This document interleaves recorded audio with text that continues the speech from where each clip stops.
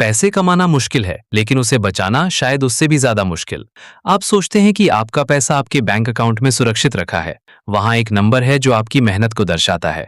लेकिन हकीकत थोड़ी अलग है। आपके और उस पैसे के बीच एक पाइपलाइन बिछी है जो चौबीसों घंटे चालू रहती है। ये पाइपलाइन शोर नहीं करती, ये आपसे इजाजत नहीं मांगती। ये बस धीरे धीरे बूंद बूंद करके आपकी वेल्थ को वहां से निकालकर कहीं और भेज रही है। आज हम उस पाइपलाइन के बारे में बात करेंगे जिसे दुनिया बैंकिंग सिस्टम कहती है, लेकिन जिसके पीछे का गणित आपको शायद कभी नहीं समझाया गया।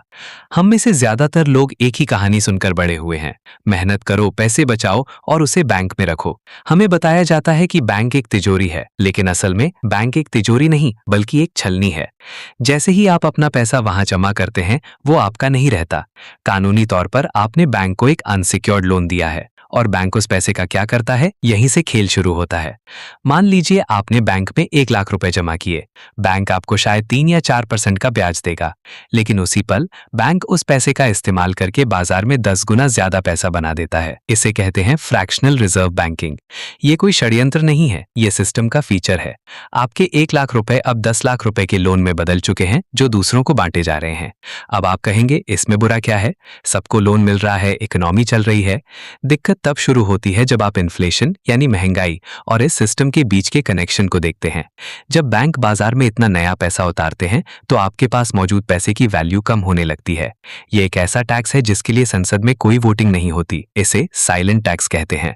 20 साल पहले जो चीज 100 रुपए की आती थी, आज वो 500 की है। आपका पैसा वही है, बैंक वही है, लेकिन उस पैसे की ताकत मर चुकी है। विवाद ये नहीं है कि महंगाई बढ़ रही है, विवाद ये है कि इस पाइपलाइन का कंट्रोल किसके पास है। सोचिए, जब बाजार में संकट आता है तो सबसे पहले किसे बचाया जाता है? उन बैंकों को जो आपकी जमा पूंजी से जुआ खेल रहे थे। इसे टू बिग टू फेल कहा जाता है। यानी अगर बैंक गलती करे तो उसका हर्जाना आप अपनी जेब से भरेंगे, चाहे टैक्स के जरिए या फिर अपनी करेंसी की घटती वैल्यू के जरिए। ये एक ऐसा जुआ है जिसमें जीत बैंक की होती है और हार आपकी। विडंबना देखिए, आपको सिखाया गया है कि उधार लेना बुरा है, लेकिन ये पूरा सिस्टम उधार पर ही टिका है। अगर आज दुनिया का हर इंसान अपना कर्ज चुका दे तो ग्लोबल इकोनॉमी में 1 रुपया भी नहीं बचेगा, क्योंकि हमारा पैसा ही असल में किसी और का कर्ज है।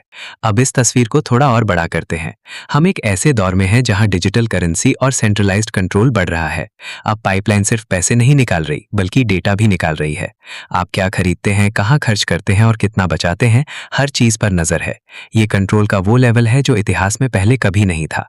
हकीकत यह है कि बैंक आपको सर्विस नहीं दे रहे, वे आपके पैसे को इस्तेमाल करने के बदले आपको एक छोटा सा हिस्सा वापस दे रहे हैं ताकि आप सवाल ना पूछें। वे हाइप बेचते हैं सुरक्षा की, लेकिन असलियत है रिस्क की। तो सवाल ये उठता है कि क्या इस पाइपलाइन से बाहर निकलने का कोई रास्ता है? लोग गोल्ड, रियल एस्टेट या क्रिप्टो की बात करते हैं, लेकिन सच तो यह है कि जब तक आप इस सिस्टम के बुनियादी ढांचे को नहीं समझते, आप सिर्फ एक पाइपलाइन से निकलकर दूसरी में जा रहे होते हैं।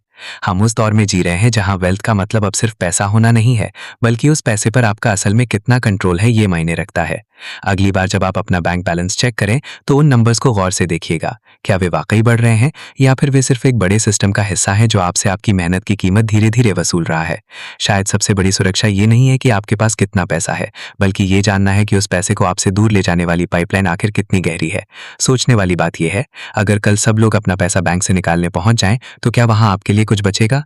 शायद आप जवाब पहले से जानते हैं। ऐसे और भी फाइनेंस रिलेटेड नॉलेज जानने के लिए वेल्थी अजीत चैनल को सब्सक्राइब करें, वीडियो को लाइक करें, कमेंट में बताएं कि आपको इसमें कौन सा पॉइंट अच्छा लगा और कौन सा खराब। मिलते हैं अगले वीडियो में।